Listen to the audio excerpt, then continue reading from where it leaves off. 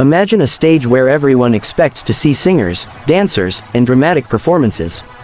But tonight, something entirely different is about to take over. Before anyone even understands what's happening, a thin young man from a poor Filipino neighborhood walks onto the huge AGT Pilipinas stage with a shy smile, mismatched slippers, and nervous hands that won't stay still. Yet within just a few seconds of speaking, he makes Simon Cowell burst into unstoppable laughter. What starts as a simple audition from a struggling comedian becomes one of the funniest and most surprising nights in the history of the show. And what this young man reveals at the end leaves the entire audience on their feet. This is the story of how a poor Filipino comedian turned the biggest talent stage into his personal comedy playground. Make sure you watch till the end, because what he does in the final moments shocks even Simon. Welcome back to the channel where we bring you the most unexpected stories from global talent stages. Today's story is one of charm, humor, struggle, and the kind of raw, natural talent that doesn't come from training or expensive classes but from real life, hardship, and the ability to laugh through pain. So sit back and enjoy because today's journey is one you won't forget. His name was Junifer, though most people in his barangay called him Juni. He came from Tondo, a place known for crowded streets, hardworking families, and a constant fight to make ends meet. Juni had spent almost his entire life helping his mother sell fried bananas on a small pushcart. Every morning, before the sun rose, he would help her mix batter while trying to ignore the loud motorcycles speeding by and the neighbors shouting across alleys. His father had left when he was 7, leaving behind nothing but one old photo and a promise written on the back that he never kept. Since then, the weight of the house, the bills, and the survival of the family rested on his mother's shoulders, and later on his own. Growing up, Juni discovered he had a strange gift. While other kids played basketball or ran through the streets barefoot, Juni loved watching people. The grumpy neighbor arguing with tricycle drivers. The loud jeepney conductor shouting at passengers. The old man selling lottery tickets with dramatic flair. He studied them, copied their voices, exaggerated their movements, and then performed for the kids in his alley. The whole barangay eventually knew him as the boy who could make anyone laugh, even during the hardest days. Laughter had become his way of escaping pain. Yet he never imagined it could also become his way out of poverty. One night, while helping his mother close the food cart, he admitted something he had kept inside for years.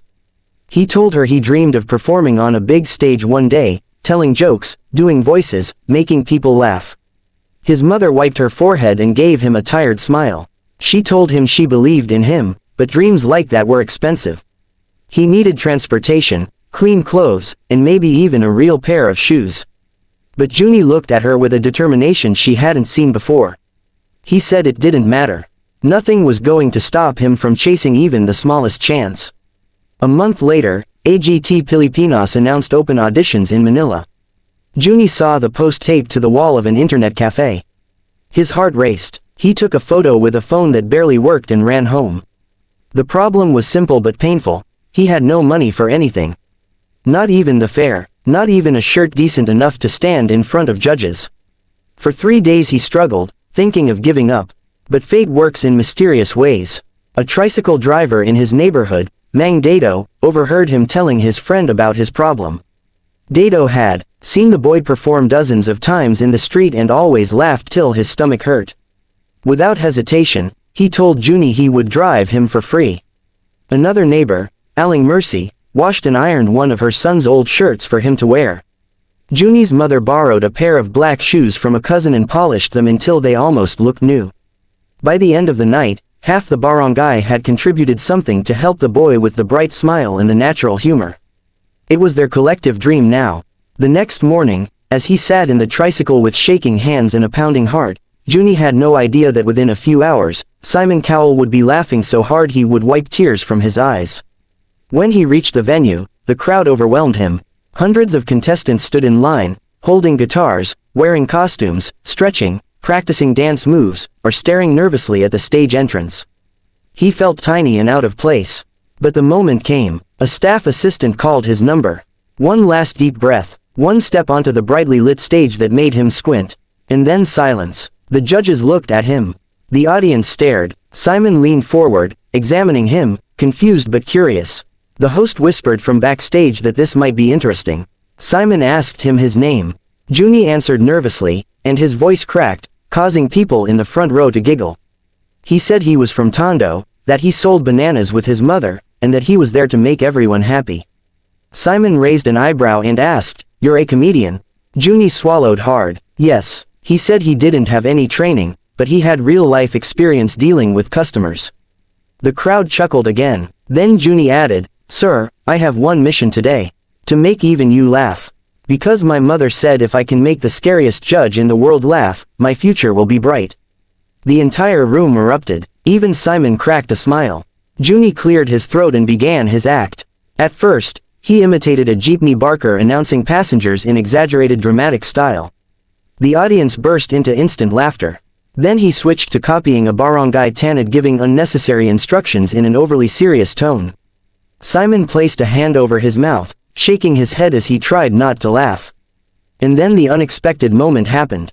Junie said he had prepared a special impersonation for Simon. The crowd went wild. Simon sat up straighter, curious. Junie adjusted his hair dramatically with his fingers, tilted his head, and imitated Simon's famous judging style with perfect accuracy. The British accent was exaggerated, the facial expressions were spot on, and the timing was flawless. He said, in his best Simon voice, "That was absolutely terrible." Then he paused, squinted his eyes like Simon, and added, "But somehow, I loved it." The room exploded. People were screaming. The judges laughed non-stop. Even the cameramen could be seen shaking from trying to hold in their laughter. But Simon couldn't stop. He leaned back in his chair, laughing with his whole body. His eyes watered. He pressed the table with his palm. At one point he even covered his face because he simply couldn't hold himself together. Every time he tried to calm down, Junie did another expression or a small gesture that made him burst again. Never in the history of the show had a poor comedian from the streets caused such chaos. Junie was unstoppable now. His confidence grew with every laugh. He acted out a dramatic soap opera scene between a mother and a son arguing about burnt rice. Then he switched to a dramatic voiceover of teleserye narrators. Next, he did an impression of a Filipino election candidate greeting people in slow motion. Every transition was perfectly timed. The audience was gasping for breath between laughs. Some were wiping their eyes. Even the judges had tears on their cheeks from laughing too hard. And then came the emotional shift. After several minutes of non-stop laughter, Junie paused, took a breath, and told the audience something that silenced the whole room. He said humor had saved his life more times than he could count. He used comedy to cover his sadness, to comfort his mother when she cried at night, to survive days when there wasn't enough food. He said every joke he made came from pain, but he chose to turn it into something beautiful. The crowd softened. People nodded, moved by the truth behind the comedy. The power of his story was hitting them deeper than expected. Then he switched back to humor with a twist. He said, "But please don't be sad. I'm used to hunger. In fact, if I win this competition, the first thing I will buy is Jollibee chicken. And maybe a second piece if the judges give me extra points."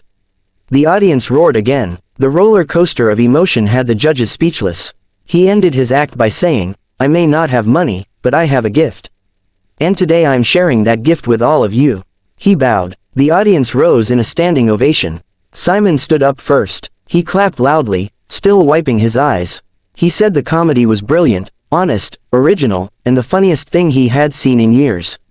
He told Junie that making people laugh is one of the hardest things in the world, and yet he had done it effortlessly. He added that Junie reminded him of comedians who became legends despite having nothing but raw talent. The other judges praised him for being natural, charismatic, and impossible to ignore.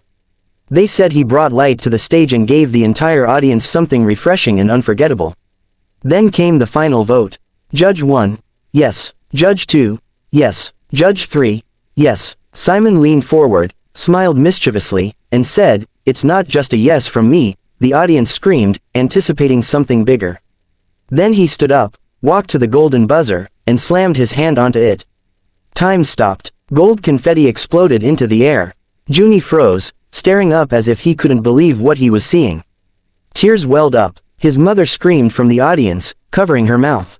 The whole room roared. Simon walked onto the stage to hug him, laughing again as Junie bowed to him dramatically like he had done in the impersonation. Simon told him, "You didn't just make me laugh. You made the whole world laugh. And that is something only a true star can do." Junie cried. not out of sadness but relief. Everything he had survived, all the hunger, the long nights selling bananas, the pain of watching his mother struggle, all of it had led him to this exact moment. Later backstage, his mother hugged him tightly, whispering how proud she was. Crew members congratulated him, contestants patted his back, even the host told him that his audition clip would surely go viral. But perhaps the most touching moment came after the cameras stopped rolling. Juni sat alone for a minute, staring at the golden confetti still stuck to his clothes. For the first time in his life, he truly believed he had a future, a different future, a brighter one, a future where his jokes could lift people and lift his family out of poverty. That day, a poor Filipino comedian walked onto the stage carrying nothing but courage and a sense of humor. And he walked off as a superstar in the making. This was the night Simon Cowell couldn't stop laughing. This was the night millions of people found joy in the heart of a boy who had nothing but gave everything. This was the night comedy won. And this is only the beginning of his story.